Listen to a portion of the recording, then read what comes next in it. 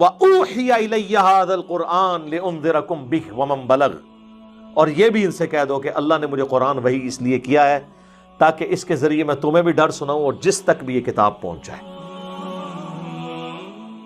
ان الحمد للہ نحمده ونستعینه ونستغفره ونعوذ باللہ من شرور انفسنا ومن سیئات اعمالنا من يهده الله فلا مضل له ومن يضلل فلا هادي له واشهد ان لا اله الا الله وحده لا شريك له واشهد ان محمدا عبده ورسوله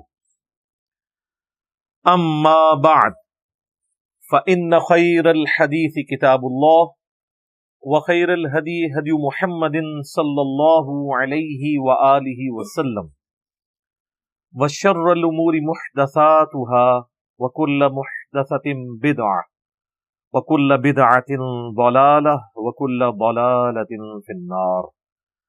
أعوذ بالله السميع العليم من الشيطان الرجيم من همزه ونفخه ونفثه بسم الله الرحمن الرحيم رب اشرح لي صدري ويسر لي أمري واحلل عقدة من لساني يفقهوا قولي بسم الله الرحمن الرحيم إن الله وملائكته يصلون على النبي يا أيها الذين آمنوا صلوا عليه وسلموا تسليما اللهم صل على محمد وعلى آل محمد كما صليت على إبراهيم وعلى آل إبراهيم إنك حميد مجيد اللهم بارك على محمد وعلى آل محمد كما باركت على إبراهيم وعلى آل إبراهيم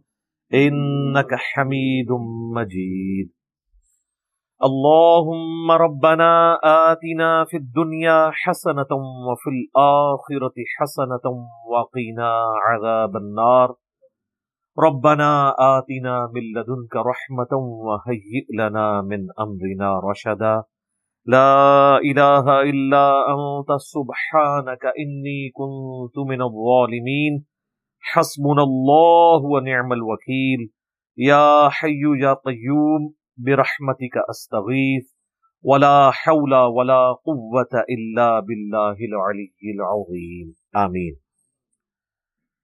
الحمدللہ آج 20 دسمبر 2020 کو قرآن کلاس نمبر 59 میں ہم انشاءاللہ تعالی سورہ آل عمران کی آیت نمبر 172 سے آنورڈ انشاءاللہ سٹارٹ لیں گے۔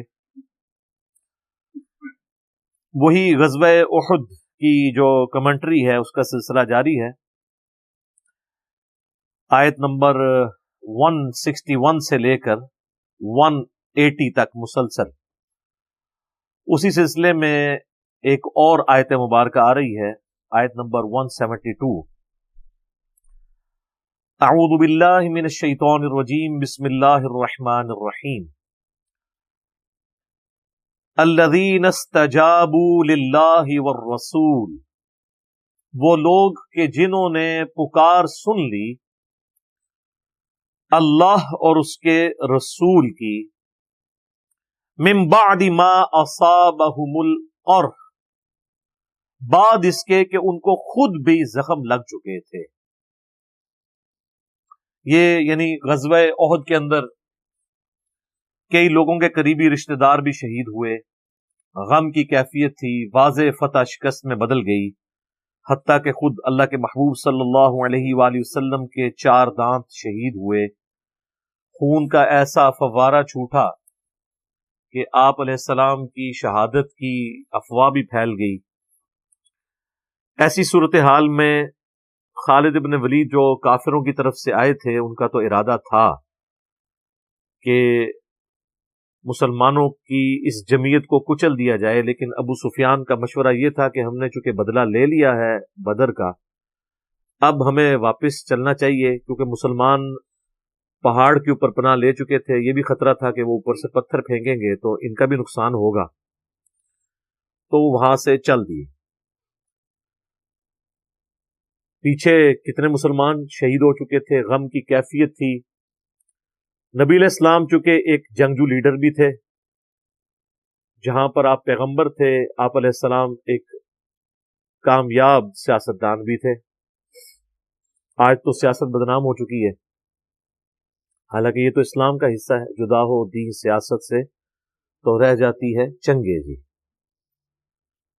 تو نبی علیہ السلام کا ایک ویژن تھا کہ کہیں ایسا نہ ہو کہ ہماری اس کمزوری سے فائدہ اٹھاتے ہوئے کافر واپس آ کے پھر دوبارہ مسلمانوں پہ حملہ کر دیں. اور واقعی آپ علیہ السلام کی یہ اسیسمنٹ درست تھی. تھوڑی دور واپس جانے کے بعد ابو سفیان کا ارادہ بھی ہوا کہ ہم واپس آ کے تو ان کا قلع کما مکمل طور پہ کر دیں. اور یہاں نبی صلی اللہ علیہ وآلہ وسلم نے دوبارہ سے ندا لگائی تو 70 اصحاب ایسے تھے جو والنٹیئرلی تیار ہوئے اس بات کے لیے کہ ہم اب کافروں کے پیچھے جائیں گے، تاکہ اگر ان کے کہیں دماغ میں بھی واپس آنے والی بات ہے نا تو وہ روب کھا دیں کہ یہ ہمارے پیچھے آ گئے. مراد یہ کہ یہ ہم سے اب بدلہ لینا چاہتے ہیں تو ان پہ روب بیٹھ جائے. اب یہ بڑا اچھا مشورہ تھا نبی علیہ السلام کی طرف سے. تو 70 اصحاب تھے جنہوں نے لبیک کہا اور نبی علیہ السلام نے ان کا قافلہ روانہ کیا. اسی کانٹیکسٹ میں صحیح بخاری میں ایک حدیث موجود ہے. سیدنا عروہ ابن زبیر رحمہ اللہ تعالی، جو سیدہ عائشہ کے بھانجے ہیں، حضرت عبداللہ ابن زبیر صحابی کے بھائی ہیں چھوٹے، اور حضرت زبیر عشرہ مبشرہ کے بیٹے ہیں. ان سے اما عائشہ فرمایا کرتی تھی کہ تمہارے دونوں باپ ان لوگوں میں شامل ہیں جن کے بارے میں قرآن میں سورہ آل عمران کی آیت نمبر 172 میں آیا کہ الذین استجابوا للہ والرسول من بعد ما اصابہم القرح، کہ جنہوں نے اللہ اور اس کے رسول کی دعوت پہ لبیک کہا بعد اس کے کہ انہیں زخم پہنچ چکا تھا. جو 70 کا قافلہ روانہ ہوا کافروں کے پیچھے، ان میں تمہارے دونوں باپ یعنی ابو بکر اور زبیر بن عوام رضی اللہ تعالی عنہما وعلیہم السلام شامل تھے. دونوں باپ اس لیے کہا کہ حضرت ابو بکر ان کے نانا لگتے تھے، کیونکہ حضرت عائشہ کی جو بڑی بہن تھی اسما بنت ابی بکر، وہ ان کے بیٹے تھے عروہ بن زبیر، عبداللہ ابن زبیر کے چھوٹے بھائی. تو نانا ابو بکر اور ان کے جو والد تھے عروہ ابن زبیر کے، حضرت زبیر، وہ تو ان کے باپ ہے ہی تھے. تو کہا تمہارے دونوں باپ ان لوگوں میں شامل ہیں. یہ صحیح بخاری میں حدیث موجود ہے. تو انہوں نے پھر پیچھا کیا، اور کافروں کو جب پتہ چلا یہ ہمارے پیچھے آ رہے ہیں تو وہ ظاہر کافر تو کمزور ہی ہوتے ہیں، وہ پھر انہوں نے ارادہ ترک کر دیا. البتہ جاتے جاتے انہوں نے ایک چیلنج دے دیا جو احادیث کی کتابوں میں تو نہیں ملتا، لیکن سیرت کی تمام کتابوں کے اندر ملتا ہے کہ ابو سفیان نے کہا کہ ابھی تو ہم تم سے نہیں لڑتے، لیکن تمہیں چیلنج دے کے جاتے ہیں کہ اگلی دفعہ پھر میچ ڈالیں گے ایک ہم. کیونکہ 2 ہجری میں غزوہ بدر ہوئی، 3 ہجری کے اندر غزوہ احد، تو 4 ہجری کے اندر انہوں نے پلان کیا کہ ہم تم سے ایک اور جنگ لڑیں گے، پھر دیکھیں گے جو جیتا تو وہ جیتا.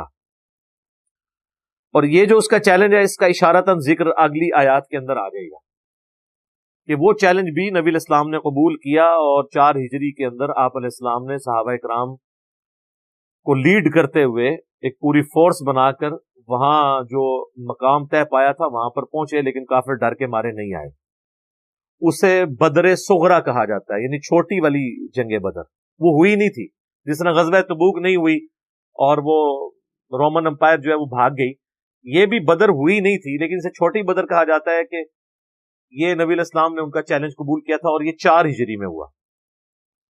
اس سے اگلے سال پھر 5 ہجری کے اندر غزوہ خندق ہوئی، کیونکہ کافر پھر مدینے کا محاصرہ کرنے کے لیے پہنچ گئے، اور وہاں پہ بھی اللہ تعالیٰ نے مسلمانوں کو واضح فتح دی، جس کا ذکر ڈیٹیل کے ساتھ سورۃ الاحزاب میں آئے گا. اس سورت کا نام ہی سورۃ الاحزاب ہے.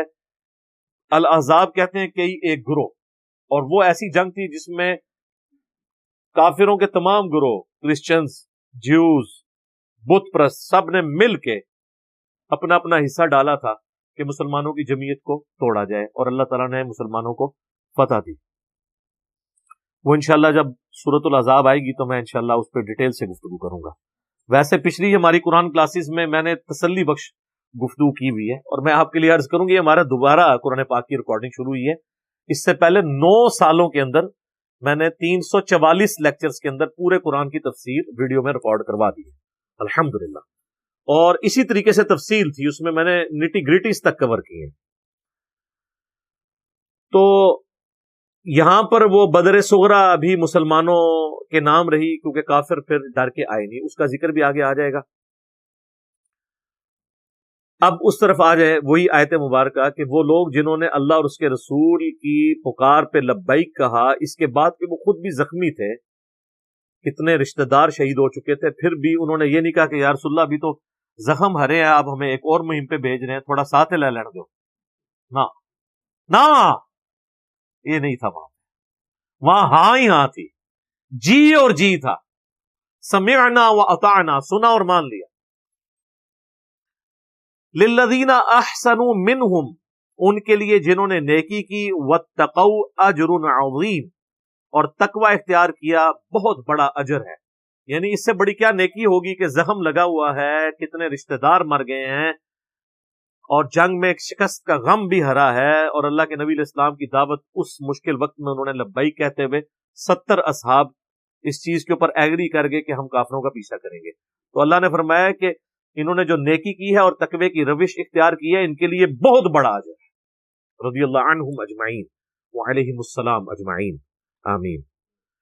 الذین قال لهم الناس، یہ وہ لوگ ہیں جب لوگ ان سے کہتے ہیں ان الناس قد جمعوا لکم، کہ بے شک لوگ تو اکٹھے ہو رہے ہیں تمہارے خلاف۔ یہ ہے وہ بدر صغرا، وہ جو پلاننگز چل رہی تھی کہ اب غزوہ احد سے اگلے سال دوبارہ سے ایک میچ ڈالیں گے، یعنی وہ 2 میچ وہ کہتے تھے، ایک میچ تم جیت گئے بدر والا، احد والا ہم جیت گئے، تو اب فائنل ہوگا بیسٹ آف 3، یہ وہی بیٹل فیلڈ۔ تو جب مسلمانوں کو خبر ملی کہ بیسٹ آف 3 کے لیے کافر آ رہے ہیں، اور لوگ ڈرا رہے تھے مسلمانوں کو، افواہیں کہ جو کٹھے پہ ہوندے جے، سانو کہتے سارے مولوی تھوڑے خلاف ہو گئے۔ اچھا، لوگ سمجھتے ہیں اس سے میں دب جاؤں گا، نہیں سر، اس سے تو میرا خون بڑھ جاتا ہے، کہ اچھا اس کا مطلب ہے کہ جہاں دعوت لگنی چاہیے تھی صحیح نشانے پہ لگ رہی ہے۔ یہ تو فیڈ بیک ہوتا ہے، اور ہماری روش بھی یہی ہوتی ہے جو اصحاب رسول کی روش تھی، وہ آگے آ رہا ہے۔ ان کی روش کیا ہے کہ جب انہیں کہا جاتا ہے نا ان الناس قد جمعوا لکم، بے شک لوگ تو جمع ہو گئے تمہارے خلاف، فخشوہم، ان سے ڈر جاؤ، فزادہم ایمانا، تو ان کا ایمان اور بڑھ جاتا ہے۔ وہ کہتے ہیں ڈرنے والی کون سی بات ہے، اللہ نے تو زندگی رکھی ہے آزمائشوں کے لیے، تو ایک اور آزمائش آئی ہے، اس میں بھی ہم پرفارم کریں گے اور اللہ سے اور اجر لیں گے، جتنا گڑ پاواں گے اتنا میٹھا، لیکن ایک گڑ بڑا کوڑا گڑ ہے، ہاں ایک کوڑا کوٹ ہے، یعنی وہ کڑوی دوائی ہے جو آپ لیں گے تو شفا ہوگی۔ تو ان کا ایمان بڑھتا ہے، اور وہ کہتے ہیں وَقَالُوا حَسْبُنَا اللَّهُ وَنِعْمَ الْوَكِيلُ، ہم نے اللہ ہی پر بھروسہ کیا اور وہی ہمیں کافی ہے، وہی بہتر کارساز ہے۔ یہ ہے وظیفہ، سورہ آل عمران کی آیت نمبر 172، جو ہم نے اپنے بلو کارڈ صبح و شام کے اذکار پہ بھی لکھا ہے۔ اسی کانٹیکسٹ میں اسی آیت کے تحت ایک حدیث ہے صحیح بخاری میں، 173 آیت، 172 پچھلی تھی، حسبنا اللہ ونعم الوکیل، سورہ آل عمران کی آیت نمبر 173 کے کانٹیکسٹ میں ایک حدیث ہے صحیح بخاری کے اندر، وہ ہم نے اپنے بلو والے کارڈ کے اندر بھی نقل کی ہوئی ہے، میں اس کا آپ کو نمبر بھی بتاتا ہوں چونکہ یہ کارڈ بائی چانس میرے سامنے رکھا ہوا ہے۔ اس کا انٹرنیشنل نمبر ہے 44563۔ تو اس میں حضرت عبداللہ ابن عباس کا قول ہے کہ تمہارے نبی علیہ السلام کو جب کافروں کی سازش کی خبر ہوئی، یا جب کبھی بھی ان پہ مشکل وقت آتا تھا، تو وہ پڑھتے تھے حسبنا اللہ ونعم الوکیل، اور یہ قرآن میں آ گیا ہے کہ اصحاب رسول نے پڑھا حسبنا اللہ ونعم الوکیل، اور اس کے آگے الفاظ ہے کہ تمہارے جد امجد ابراہیم علیہ السلام کو جب تکلیف ہوتی تھی وہ بھی پڑھتے تھے حسبنا اللہ ونعم الوکیل، اور تمہارے پیغمبر صلی اللہ علیہ وآلہ وسلم بھی ہر مشکل ہر پریشانی میں کیا پڑھتے تھے حسبنا اللہ ونعم الوکیل۔ वैसे इसके ऊपर वो पूरा शेर भी जोड़ा हुआ है, निअमल मौला व निअमन नसीर, वो भी कुरान की आयत का टुकड़ा है। लेकिन ये इतना ही वजीफा काफी है। मेरा एक यूट्यूब पे क्लिप है, ऑलमोस्ट 3 मिलियन के करीब वो लोग देख चुके हैं। मुसीबत और परेशानी से बचने के 3 वज़ाइफ, बचने के लिए भी और आई हो तो टालने के लिए। कुरान और सुन्नत की तालीमात की रोशनी में ये बेहतरीन 3 वज़ाइफ हैं। उनमें एक वजीफा मैंने ये बताया। दूसरा वजीफा, ला इलाहा इल्ला अंता सुब्हानका इन्नी कुन्तु मिनज़ ज़ालिमीन, जो सूरतुल अंबिया में हजरत यूनुस अलैहिस्सलाम की दुआ आई और उसमें आगे अल्फाज हैं, कज़ालिका नुनजिल मुमिनीन, हम मोमिनीन को भी निजात देंगे जो इन अल्फाज के साथ हमारी तरफ मुतवज्जे होगा। हत्ता के सूरह अस्साफात में चलकर आगे आएगा पारा नंबर 23 में कि अगर यूनुस हमारी तस्बीह ना करते ना मछली के पेट में इन अल्फाज के साथ, तो वो फिर मछली के पेट से उसी दिन निकलते जिस दिन मुर्दे अपनी कब्रों से निकाले जाएंगे। यानी क़यामत तक मछली के पेट में रहते, मछली का पेट उनकी कब्र बन जाती। यानी अल्लाह का इतना गुस्सा था, अताब था उनकी इज्तिहादी खता की वजह से, लेकिन वो सारा गुस्सा जो है वो ठंडा हो गया एक दुआ के ऊपर, ला इलाहा इल्ला अंता सुब्हानक। और बड़ी डिप्लोमेटिक दुआ है ये, इसके अल्फाज पे गौर करें, अल्लाह तेरे सिवा कोई माबूद नहीं, अंता सुब्हानक, तू तो पाक है, तुझसे तो गलती होती ही नहीं ना, इन्नी कुन्तु मिनज़ ज़ालिमीन, मैं तो इंसान हूं, मैं तो गलतियां करूंगा, तो मुझे माफ कर दे। कैसी जबरदस्त बात है कि जब मैं इंसान हूं तो फिर मुझसे गलती होगी ना, तू तो पाक है। तो ये चीज अल्लाह को इतनी आर्जी पसंद आई कि उसमें अल्फाज हैं सूरह अंबिया में, कज़ालिका नुनजिल मुमिनीन, हम मोमिनीन को भी निजात देंगे इसी तरीके से जो इस वजीफे के साथ हमारी तरफ मुतवज्जे हुआ। 2 वजीफे हो गए। और जामिया तिर्मिज़ी में हदीस है इसी कॉन्टेक्स्ट में कि जो भी यूनुस की दुआ के साथ अल्लाह की तरफ मुतवज्जे हुआ तो अल्लाह ताला उसे कभी महरूम नहीं लौटाएगा।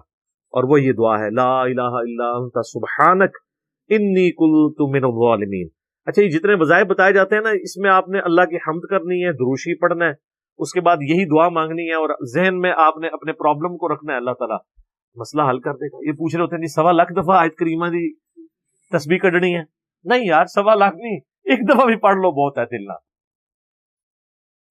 और जहन में हो कि वाकई आप अल्लाह ताला के उस वादे को याद कर रहे हैं, कज़ालिका नुनजिल मुमिनीन, इसी तरीके से हम तुम्हें भी है अहले ईमान निजात देंगे। और तीसरा वजीफा है, या हय्यु या क़य्यूम बिरहमतिका अस्तगीथ। ये जामिया तिर्मिज़ी में है, उसकी सनद कमजोर है, लेकिन इसकी सही सनद अल मुस्तदरक लिल हाकिम के अंदर है।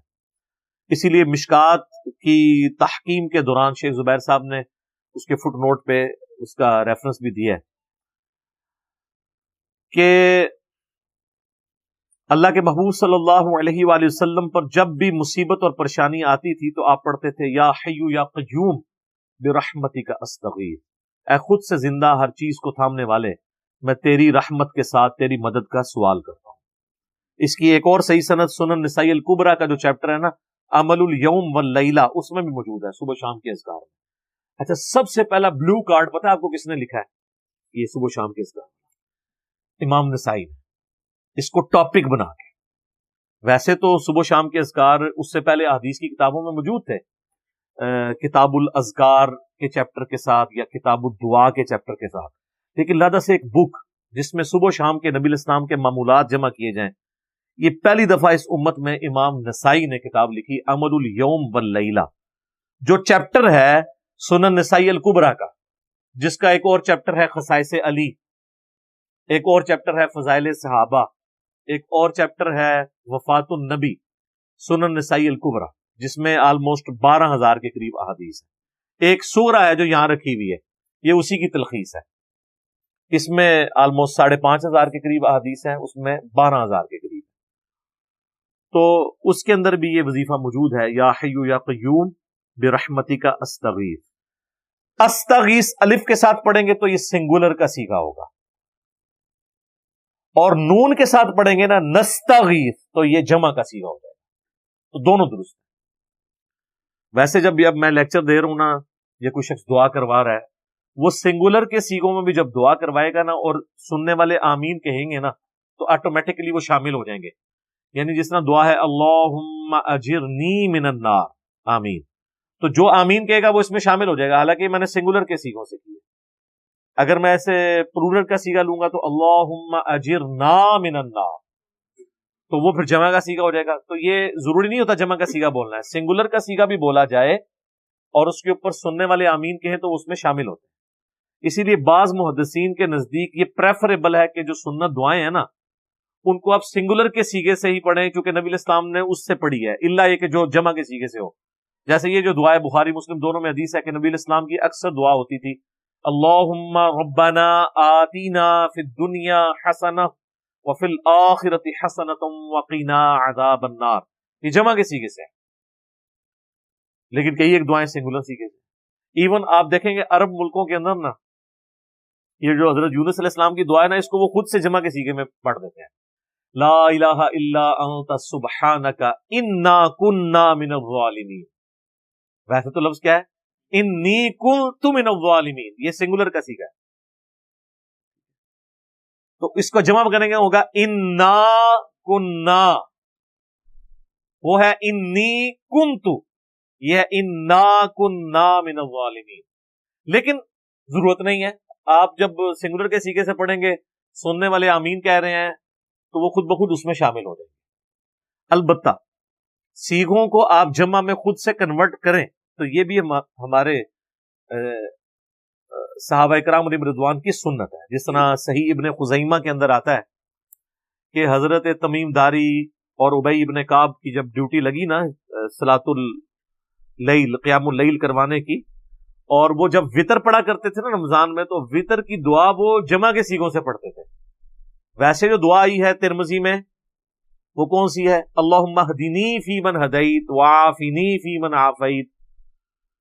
لیکن اس میں آپ دیکھیں گے تو وہ اس کو جمع کر کے پڑھتے تھے اللہم اہدنا فی من ہدیت وعافنا فی من عافیت. تو یہ چونکہ صحابہ سے ثابت ہے کہ سنگولر کے سیغوں کو جمع کیا جا سکتا ہے، لیکن صرف دعا میں. قرآن کی آیت نہیں کوئی چینج کر سکتا کہ انی کنت من الظالمین ہے تو قرآن پڑھتے ہوئے پڑھے انا کننا من الظالمین، نہیں، وہ اللہ کے الفاظ نہیں چینج ہو سکتے. اور بہتر یہ ہے کہ جو جس طرح آئی ہے دعا اسی طرح مانگیں. آمین پیچھے لوگ کہیں گے خود بخود، آپ بے شک سنگولر کے سیغوں سے دعائے قنوت مانگیں، پیچھے جب لوگ آمین کہیں گے وہ خود بخود اس میں شامل ہو جائیں. آمین کا مطلب ہے اے اللہ قبول فرما لے، ٹھیک ہے، تو وہ خود بخود اس میں شامل ہو جائیں. تو یہ تین وظائف، حسبنا اللہ ونعم الوکیل، لا الہ الا انت سبحانک انی کنت من الظالمین، اور یا حی یا قیوم برحمتک استغیث. اس کے علاوہ بھی کئی اسماء اعظم ہیں، لا حول ولا قوت الا باللہ یہ بھی ہے.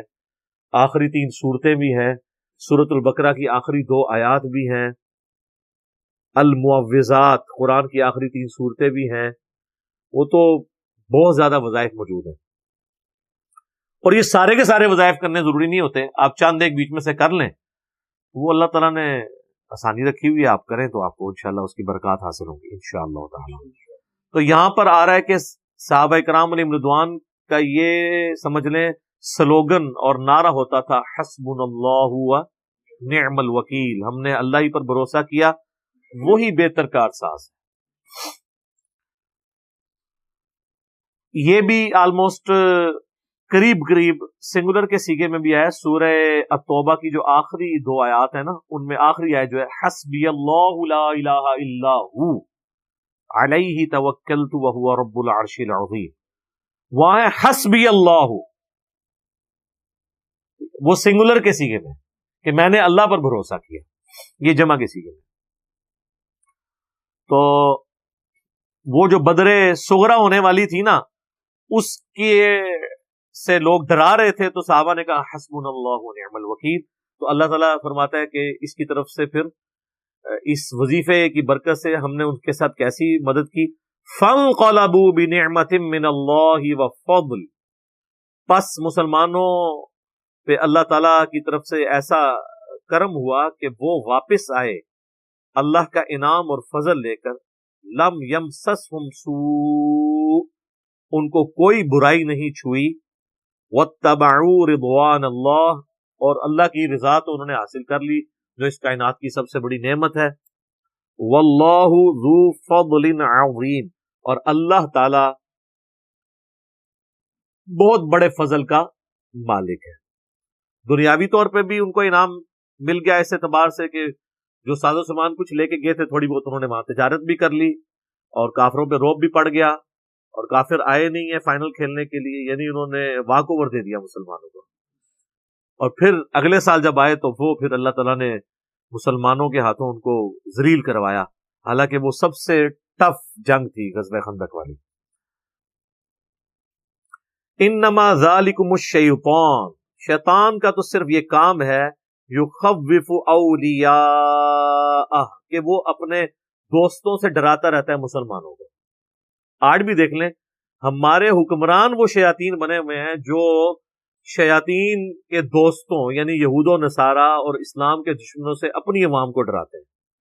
وہ ایک بدماش تھا نا پہلے، جو اس ملک کو جو ہے وہ جنگ کی آگ میں جھونک گیا، اور آج 20 سال ہونے کو آئے ہیں ہم اس سے باہر نہیں نکل سکے. وہ جو مکے لہراتا تھا ایک ڈکٹیٹر، تو وہ کہتا تھا جی کہ وہ تو ہمیں تو امریکہ نے فون کر کے کہا ہے کہ ہم تمہیں سٹون ایج میں پہنچا دیں گے اگر تم نے افغانستان کے خلاف ہمارا ساتھ نہ دیا.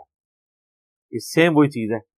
تو وہ یعنی اس ملک کا حکمران ہمیں کافروں کی دھمکیوں سے ڈراتا تھا کہ وہ یہ کر دیں گے. ٹھیک ہے، وہ جناب کیا سٹون ایج میں تو ہم ان کی مدد کر کے اس سے بری سٹیج میں پہنچ گئے. ٹھیک ہے، اینڈ رزلٹ تو وہی نکلا نا، اس سے بھی برا نکلا. ٹھیک ہے، لاکھوں ہمارے شہری بھی اور ہزاروں کی تعداد میں فوجی بھی شہید ہوئے خود کش حملوں کے اندر، اور اکانومی کا جو بیڑا غرق ہوا وہ الگ سے. تو اللہ تعالیٰ ہمارا کہ شیطان کا تو کام یہ ہے کہ وہ اپنے یاروں دوستوں سے نا مسلمانوں کو ڈراتا رہتا ہے. فلا تخافوہم، مت ڈرو ان سے، وخافونی ان کنتم مؤمنین، اور مجھ سے ڈرو اگر تم واقعی مجھ پہ ایمان لاتے ہو. ڈرو اس بات سے کہ تمہیں اللہ کو منہ دکھانا ہے، اللہ کے دشمنوں سے نہ ڈرو. اس کا یہ مطلب نہیں میں یہ کہہ رہا ہوں کہ سارے پاکستانی جو ہیں وہ پیٹ پہ بم باندھ کے تو جا کے امریکہ پہ حملہ کر دیں. نہیں، ظاہر اسٹریٹجی کے ساتھ ہی معاملات کو لے کے چلنا ہے، لیکن بزدلی تو نہیں حکمران کا کام اپنی عوام کو بزدل بنانا. اس طرح تو کوئی بھی نہیں کرتا یار. کتنے کتنے غریب ملک ہیں جو بڑی بڑی سپر پاورز کے ساتھ ٹکرائے ہیں، مسلمانوں کو چھوڑ دیں کافروں میں بھی، اور شکست فاش دی ہے. تو یہ اللہ تعالیٰ کو دلیری اتنی پسند ہے، یہ کسی کافر کے اندر بھی آ جائے نا تو دنیا میں تو لیس للانسان الا ما سعی، انسان کے لیے وہی ہے جس کی وہ کوشش کرتا ہے. تو دنیا کے اندر اللہ تعالیٰ اس کو ایٹ لیسٹ اس کا بدلہ ضرور دے دیتا ہے، اس دلیری دکھانے کا، چاہے وہ کتنا ہی کمزور ہو، دھاگ بیٹھ جاتی ہے. اور یہ آپ جانوروں میں بھی دیکھ لیں، چھوٹے چھوٹے جانور شیر کے مقابلے پہ آ جاتے ہیں جب ان کے بچوں کو کوئی شیر نقصان پہنچانے لگے، اور کئی بار بھاگ بھی جاتا ہے شیر. تھوڑی سی دلیری دکھانے سے اللہ کی مدد آ جاتی ہے. تو اللہ تعالیٰ اچھا، اور یہ اللہ تعالیٰ ہمارے مجھ سے ڈرو اگر تم مومن ہو.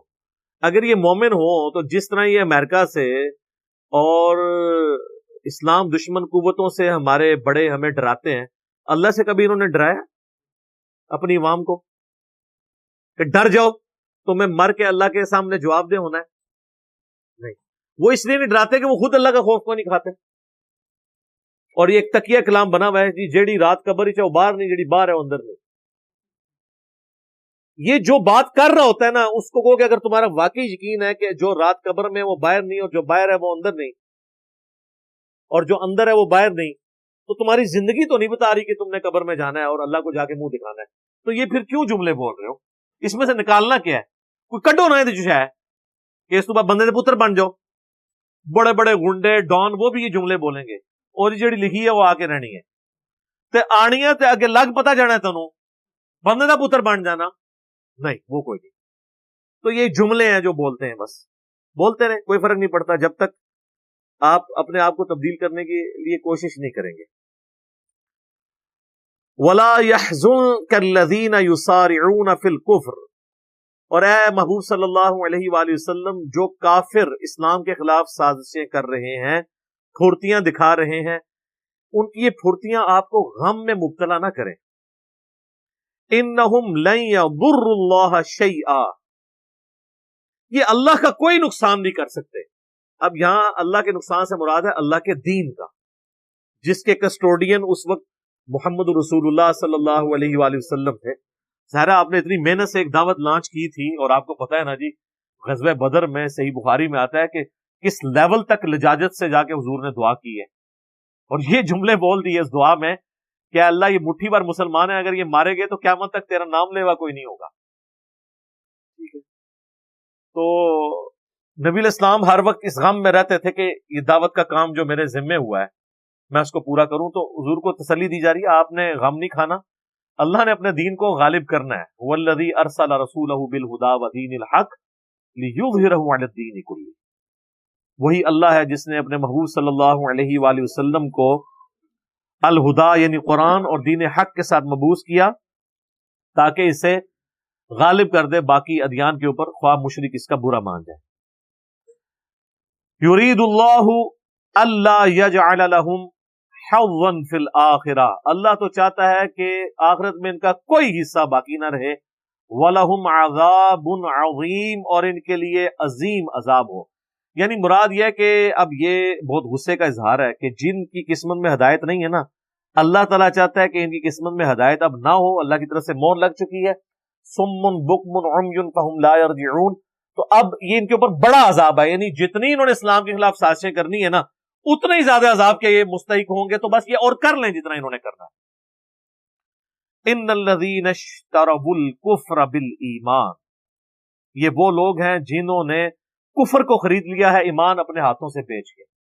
ہونا تو چاہیے تھا ایمان کی دولت لیتے، لیکن انہوں نے کفر خریدا ہے ایمان اپنے ہاتھوں سے دے کے. اس سے بڑا کیا کسی کی بدبختی ہوگی کہ وقت کا پیغمبر موجود ہے اور ہدایت جو ہے وہ سورج کی طرح روشن ہے. سب سے زیادہ اسی وقت روشن ہوتی ہے نا جب پیغمبر دنیا میں موجود ہو، اور لوگ جو ہے وہ محروم رہ جائیں. انہوں نے اپنے ہاتھ سے ایمان دے کے کفر لے لیا. لن یضر اللہ شیئا، وہ اللہ تعالیٰ کا کچھ نہیں بگاڑ سکیں گے. وَلَهُمْ عَذَابٌ أَلِيمٌ، اور ان کے لیے بہت بڑا عذاب. اللہ کا کیا نقصان کرنا ہے، اپنا ہی نقصان کریں گے.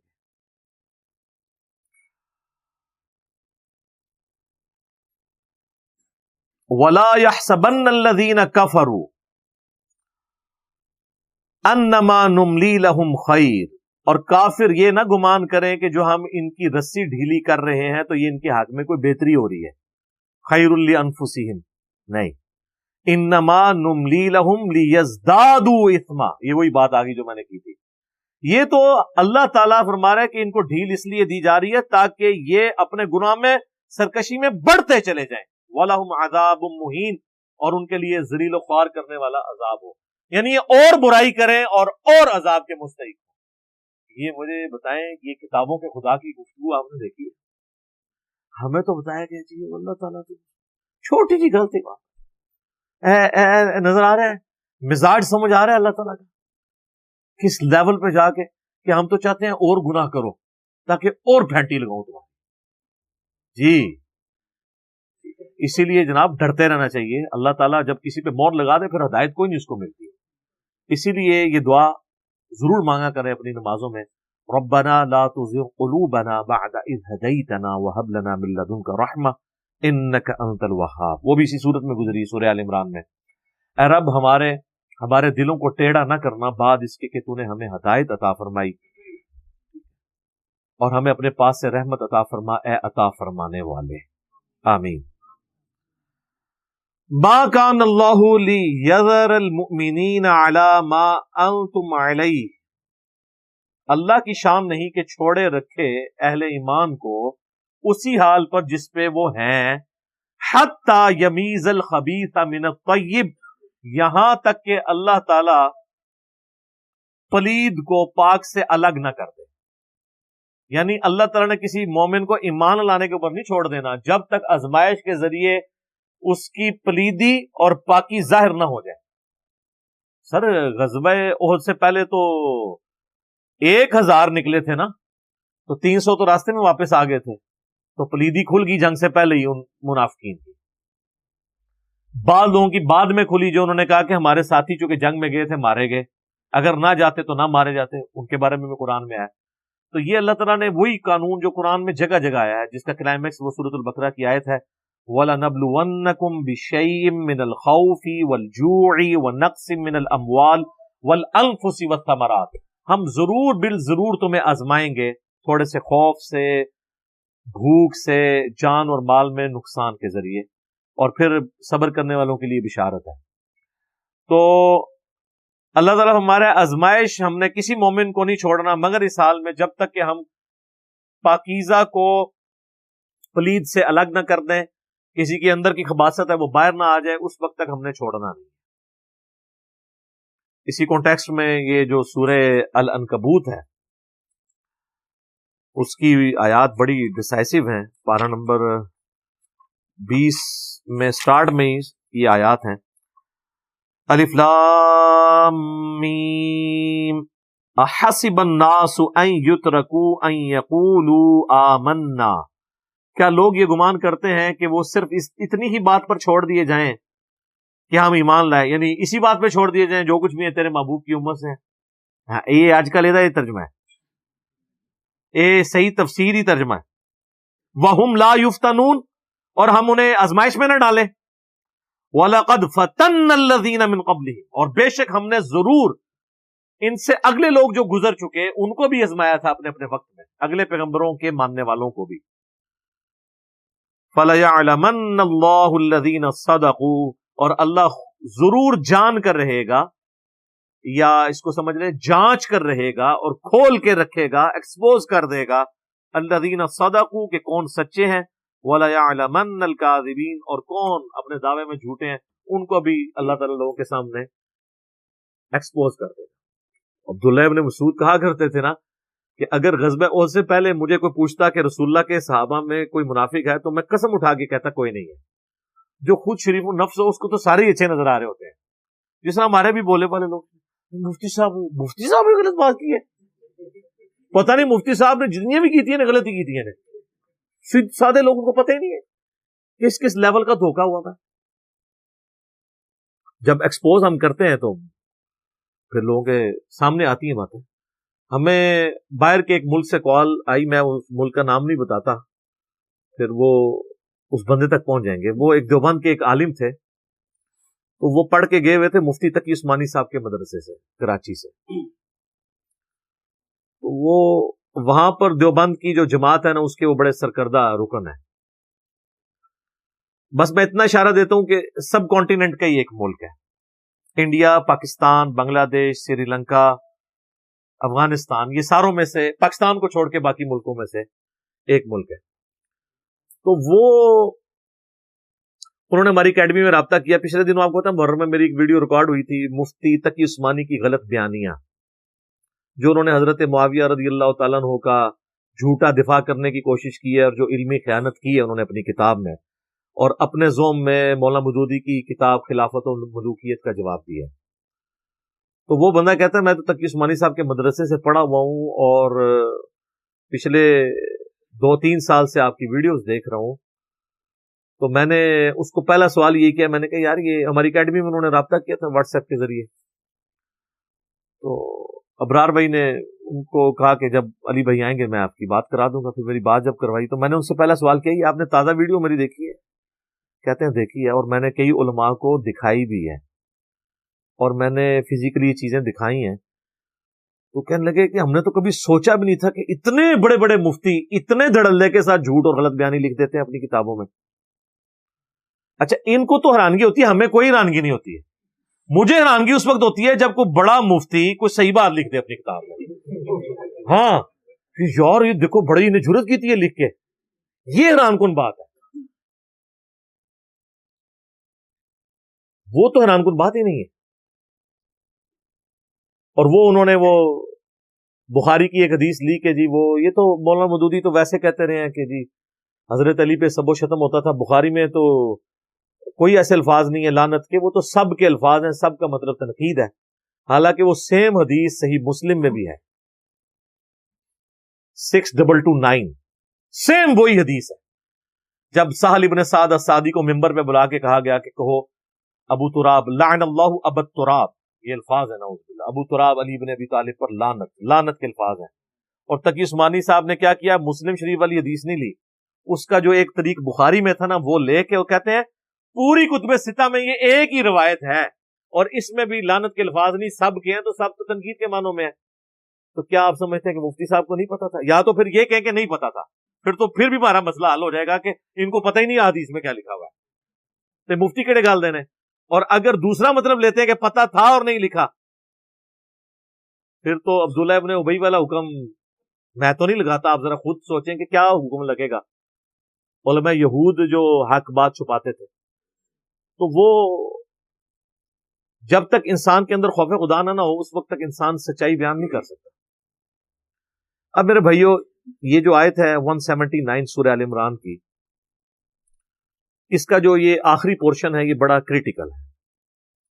پہلے اس کو ہم کور کر لیتے ہیں, پھر میں اس پہ تھوڑی تفصیلی گفتگو کروں گا, کیونکہ اس طرح کی جو کریٹیکل آیات ہیں نا, ان کو اس طریقے سے ہم تفسیر کلاس میں چھوڑ نہیں سکتے, کیونکہ اس کے اوپر کروڑوں لوگوں کی عقیدے کی بنیاد ہوتی ہے, اچھے یا برے. اور یہ آیت نمبر 179 سورہ آل عمران کا یہ پورشن ہے.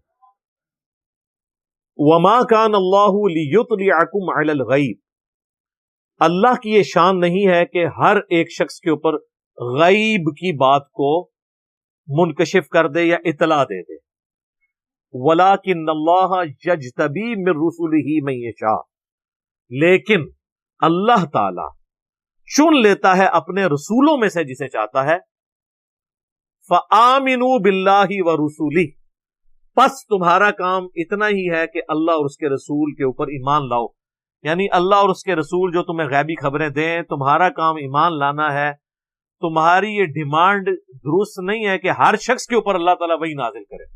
یہ اللہ نے طے کر لیا اپنی ڈیسٹنی میں کہ اپنے پیغمبروں پر وحی کا سلسلہ کرے گا, ان کے ذریعے آگے معاملات کو لے کے چلے گا. تو یہ ایک اصولی بات ہے, اس امت میں تو 100% اپلائی ہے. اگلی امتوں میں پھر بھی جو ہے وہ محدث ہوا کرتے تھے, بخاری مسلم دونوں میں حدیث ہے, اگلی امتوں میں محدث ہوا کرتے تھے جن کے دل میں اللہ تعالیٰ بات ڈال دیتا تھا. اگر میری امت میں کوئی محدث ہوتا تو عمر ہوتا. اس کا ترجمہ کرتے ہیں وہ بعض کے جی اگر ہے تو عمر ہے, تو حضرت عمر سے خود ہی پوچھ لیں. صحیح بخاری میں ہی موجود ہے, حضرت عمر کہتے ہیں جب تک رسول اللہ ہم میں موجود تھے, ہم سے کوئی غلط بیانی کرتا تھا تو وحی کے ذریعے بھی اس کا فیصلہ کر دیا جاتا تھا. جب سے اللہ کے نبی علیہ السلام چلے گئے تو اب تو وحی کا سلسلہ ختم ہے. اب ہم لوگوں کے ظاہری اعمال کے اوپر فیصلہ کریں گے, ان کے دل کا معاملہ اللہ کے سپرد کریں گے. دل کے اندر تو نہیں کوئی چیر کے جان سکتا. اس حوالے سے جو یا ساریت الجبل والی ایک روایت دلائل النبوہ امام بیہقی کی کتاب سے پیش کرتے ہیں, وہ تو دور کی کتاب ہے نا, میں تو آپ کو بخاری سے حضرت عمر کی اپنا ڈینائل بتا رہا ہوں کہ جی وہ انہوں نے پہاڑ کی طرف کہا کہ یا ساریت الجبل, اے ساریہ پہاڑ کی طرف متوجہ ہو. یہ روایت جو ہے وہ محمد بن اجلان کی تدلیس ہے ایک طریق کے اندر, دوسری طریق جو ہے وہ منقطع ہے. دونوں اس کے جو طرق ہیں وہ ضعیف ہیں. اصول محدثین پہ یہ روایت صحیح نہیں ہے. اصل چیز یہ کہ صرف انبیاء کے اوپر ہوگا. اگلی امتوں میں ہوتا تھا. حضرت موسیٰ علیہ السلام کی والدہ کو ہوا, اللہ تعالیٰ کی طرف سے کشف ہوا جسے آپ کہہ لیں, یا وحی خفی ہوئی, اور وہ بھی حضرت موسیٰ کی وجہ سے ہوئی نا, چونکہ وہ اس بیٹے کو اللہ نے پروان چڑھانا تھا. قرآن میں ذکر ہے. حضرت عیسیٰ کی والدہ کو کے سامنے جبرائیل علیہ السلام آئے تو وہ اس لیے کہ وہ حضرت عیسیٰ کی والدہ بننے والی تھی. وہ بھی اگر آپ دیکھیں تو وہ نبیوں کے ساتھ جڑی ہوئی چیز ہے. تو اس امت کے اندر چونکہ ختم نبوت ہے تو نبی علیہ السلام کے بعد کوئی کشف, کوئی الہام, کوئی علم غیب کی خبر ماننا یہ ختم نبوت کے اوپر ڈاکہ ہے.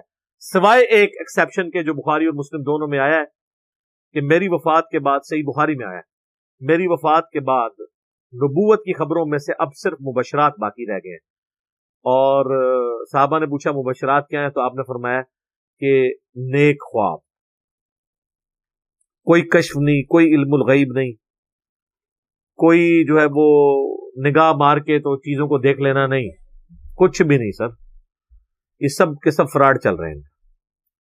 تو اگر کوئی اور موقع تو نبی علیہ السلام فرما دیتے. آپ نے کیٹاگوریکل ڈینائی کیا, اور خواب بھی جب تک پورا نہیں ہوتا کوئی کہہ بھی نہیں سکتا.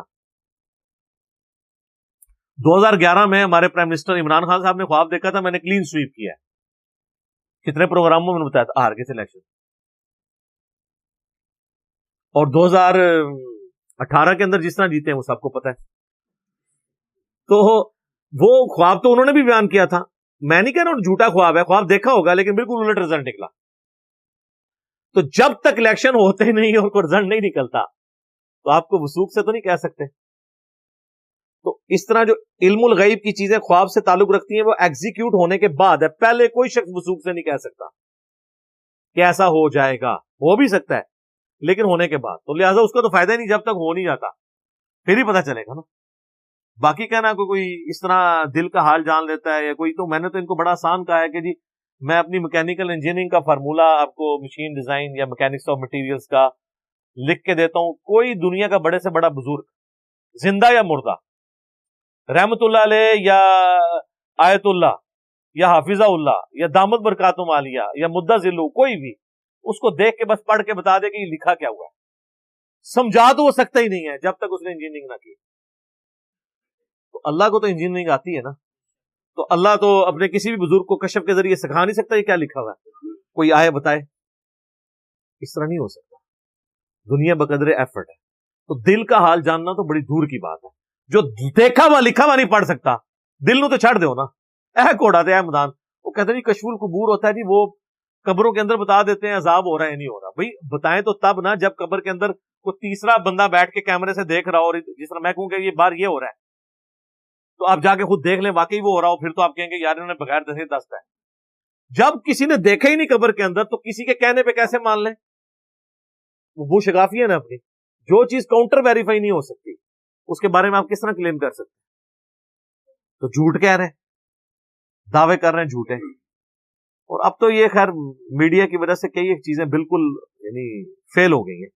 صحیح بخاری میں حدیث ہے، ام العلا کہتی ہیں کہ حضرت عثمان بن مظعون فوت ہوئے جب رضی اللہ تعالیٰ عنہ، بڑے درویش صحابی تھے اور بڑے عبادت گزار. جب وہ فوت ہوئے تو نبی علیہ السلام آئے ان کی میت کے اوپر، تو میں نے کہا کہ اے عثمان اللہ کے حضور تیرے لیے جنت ہے.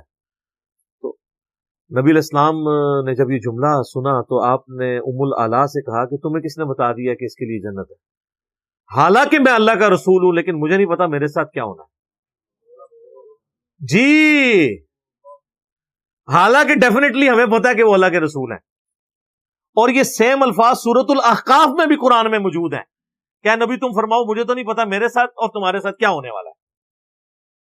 سورۃ الملک میں نہیں آپ نے پڑھا قل ارایتم ان اہلکنی اللہ ومن معی، اے نبی تم فرماؤ بھلا اگر اللہ مجھے ہلاک کر دے میرے ساتھیوں کو تو کافروں کو کون عذاب سے بچا سکتا ہے؟ ہمیں تو اپنا نہیں پتا ہمارے ساتھ کیا ہونا ہے. ٹھیک ہے. تو ام العلا کہتی ہیں کہ اللہ کی قسم اس کے بعد میں نے پوری زندگی کبھی کسی شخص کے مرنے پہ نہیں کہا کہ سیدھا جنت ہی جائے. اچھا یہ ام العلا صحابیہ تھی، بتانے والا کون تھا؟ نبی علیہ السلام. ٹھیک ہے جی.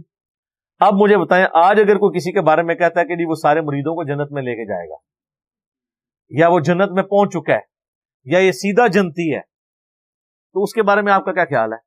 یہ تو کہتے ہیں کہ جی صحابہ کے گھوڑوں کے قدموں کی وہ خاک جو اڑ کے ان کے گھوڑے کے نتنے میں بیٹھتی ہے، جو پوری ایک سٹوری انہوں نے بنائی ہوئی ہے خود سے لکھ کے، تو وہ کوئی بڑے سے بڑا بزرگ اس خاک کو نہیں پہنچ سکتا. تو ام العلا کے گھوڑے کی خاک کو کوئی نہیں پہنچ سکتا، اور وہ بھی وہ خاک جو گھوڑے کے قدموں سے، ان کے قدموں سے. تو یہ بابوں نے کہاں سے کشف القبور کر لیے یا ان کو غیب کا علم ہو گیا؟ سب جھوٹ ہے. صحیح بخاری اور مسلم دونوں میں آتا ہے مدعم نامی ایک حضور کا غلام تھا، آپ علیہ السلام کی سواری کا کچاوا کسا کرتا تھا. غزوہ خیبر کے موقع پر اسے ایک نامعلوم تیر لگا اور وہ شہید ہو گیا. تو صحابہ نے کہا یہ تو سیدھا جنتی ہے. بالکل، اس سے بڑی کیا سعادت ہو سکتی ہے کہ حضور علیہ السلام کا وہ کجاوا کستا ہو اور آپ کو وضو کرواتا ہو. آپ نے فرمایا تم اسے جنت کی بشارت دے رہے ہو، اور اللہ نے مجھے دکھایا ہے کہ اسے آگ کی ایک چادر پہنا دی گئی ہے جو اس نے مال غنیمت میں سے چوری کی تھی. تو صحابہ اپنے گھروں کو دوڑے، اگر کسی نے ایک تسمہ، ایک چھوٹی سی رسی بھی یہ کہہ کے اٹھائی سی نا ایسی خیر ہے، واپس لا کے جمع کرائی کہ یہ کہیں پکڑے نہ جائیں. تو اب صحابہ تو اسے جنتی سمجھ رہے تھے اور اس پہ آگ کی چادر. بخاری مسلم دونوں میں حدیث ہے نبی علیہ السلام ایک جگہ سے گزرے، آپ رک گیا، فرمائے دو قبر والوں کو عذاب ہو رہا ہے، ایک پیشاب کے چھینٹوں سے نہیں بچتا تھا، دوسرا جو ہے چگلی کھایا کرتا تھا. پھر آپ نے ایک ٹہنی توڑ کے تو دو ٹکڑے کر کے وہ دونوں قبروں پہ لگائے اور فرمایا جب تک یہ ہری رہیں گی ان کے عذاب میں کمی ہو جائے گی. صحابہ نے تو نہیں کہا یا رسول اللہ ہمیں تو نظر نہیں آ رہا. ظاہر ان کو پتا تھا نبی نے جو فرمایا بس ہم نے وہی ماننا ہے. ابھی بھی کسی کا وہم نہ نکلے تو صحیح مسلم میں ایک حدیث ہے, نبی علیہ السلام ایک جگہ سے گزرے تو آپ علیہ السلام رک گئے وہاں پر, اور آپ فرمایا یہ قبر والوں کو عذاب ہو رہا ہے اور تمہیں قبر میں آزمایا جائے گا. پھر آپ علیہ السلام نے کہا سب کے سب جہنم کے عذاب سے اللہ کی پناہ طلب کرو, عذاب قبر سے اللہ کی پناہ طلب کرو. سب نے پھر طلب کی, جو بخاری مسلم میں ہمیں دعا سکھائی گئی ہے, اللہم انی اعوذ بک من عذاب جہنم ومن عذاب القبر ومن فتنة المحیا والممات ومن شر فتنة المسیح الدجال. پھر آگے الفاظ ہیں کہ اگر مجھے یہ خطرہ نہ ہوتا کہ تم اپنے مردوں کو دفنانا چھوڑ دو گے تو میں نے ارادہ کیا کہ میں اللہ سے دعا کروں کہ عذاب قبر تمہیں بھی سنوا دے. دکھانے والی بات ادھر بھی نہیں. پھر میں نے کہا تم مردے دفنانا چھوڑ دو گے, اگر تم نے وہ چیخوں کی آواز سن لی تو تم اپنا کوئی مردہ دفناؤ گے نہیں. تو صحابہ نے تو عذاب قبر سنا بھی نہیں, دیکھنا تو بڑی دور کی بات ہے. بابے کدھر یا منو بابیاں تسی کے بابے جڑے نے صحابہ تو اتنے نے, میں تو چاہتا ہوں آپ یہ کہہ دیں. تو پھر آپ کی عوام کو آپ پہ 295C بلکہ اس کے لیے 295A لگتی ہے. آپ پتہ نا یہ 295C جو ہے نبی الاسلام کی گستاخی کے لیے, 295A یہ ہے کہ صحابی یا کسی اہل بیت کی, ان پہ 295A لگے تھے. اس کی بھی 10 سال قید ہے. تب یہ صاف ہو جائے ان کی, یہ کہیں کہ ہمارے بابے جو ہے نا افضل ہیں صحابہ سے. صحابہ کو تو کچھ نظر نہیں آیا. اب یہ وہ ساری چیزیں جو کتابوں کے خدا نے ہمیں بتائی ہیں, یہ کتابوں کا دین ہے نا سارا, یہ کوئی میں نے اپنے بیٹھ کے تو نہیں گھڑا ہوا. تو ہم نے کمپیریزن تو کرانا ہے نا کہ بھئی جن بابوں کے بارے میں آپ کلیم کر رہے ہیں تو صحابہ کرام سے تو بڑی کوئی ہستیاں نہیں تھی. اگر ان کے لیے یہ معاملات نہیں ہیں, ٹھیک ہے, تو آپ اپنے بابوں کے لیے کیوں اتنے زیادہ کلیم کر رہے ہیں؟ پھر صحیح بخاری میں حدیث ہے جب میت کو چارپائی پہ رکھا جاتا ہے تو وہ چیخو پکار کرتی ہے, اور جنوں اور انسانوں کے علاوہ دنیا کی ہر مخلوق اس کی چیخوں کو سنتی ہے. اور اگر انسان اور جن سنیں تو بے ہوش ہو جائیں. اگر وہ نیک میت ہے تو کہتی ہے مجھے لے جاؤ جلدی جلدی میری قبر کی طرف کہ جنت کا باغ بننے والی ہے. اور اگر بری میت ہے تو وہ کہتی ہے کہ مجھے کہاں لے کر جا رہے ہو. اور صحیح بخاری میں آتا ہے کہ جب قبر کے سوالات کے جوابات نہیں دے سکے گا نا کوئی منافق شخص, تو فرشتے اسے ایک ہتھوڑا ماریں گے, اور اس ہتھوڑے کی وجہ سے اس کی جو چیخ کی آواز ہے وہ جنوں انس کے علاوہ ہر مخلوق سنتی ہے. اگر وہ سن لیں تو بے ہوش ہو جائیں. تو یہ نبی علیہ السلام تو یہ سب غیب کی خبریں بتا رہے ہیں کہ یہ کوئی سن نہیں سکتا. اور پھر حضور نے کیا فرمایا کہ اگر کوئی سن لے تو بے ہوش ہو جائے. لہذا جو بزرگ عذاب قبر دیکھ رہے ہیں سارے بے ہوش کیوں نہیں ہوتے؟ ہے نا, کیسی شاید نکلی ہے. انہوں نے ہوش ہی نہیں آنی چاہیے تھی. ایڈا کہنا نا فلانے نو عذاب ہو رہا اسی دیکھ لیا, تو ان کو تسی اتنے ڈگے کیوں نہیں؟ کیونکہ اللہ نبی نے فرمایا تھا کہ اگر جنوں انسان جو کچھ سو دیکھ لے, آپ کے صحابہ نے فارج کہہ رہے کہ تسی بھی بے ہوش ہو جاؤ. سب کہانی ہے لگائی ہوئی ہے, کا موجاں لگی نہیں لائی رکھی بابیا, وہ جو ایک بڑی ہوئی ہے نا, لگی ہے موجاں لگی رکھن گیا. وہ اسی کو کہتے ہیں نا عقل نہ ہوئے تھے موجیں ہی موجاں, عقل ہوئے تھے سوچے ہی سوچے. اور یہ جو علم الغیب کا عقیدہ ہے نا جی, یہ اتنا کریٹیکل عقیدہ ہے, اس پہ میں نے ڈیٹیل سے 2 لیکچر ریکارڈ کروائے ہیں.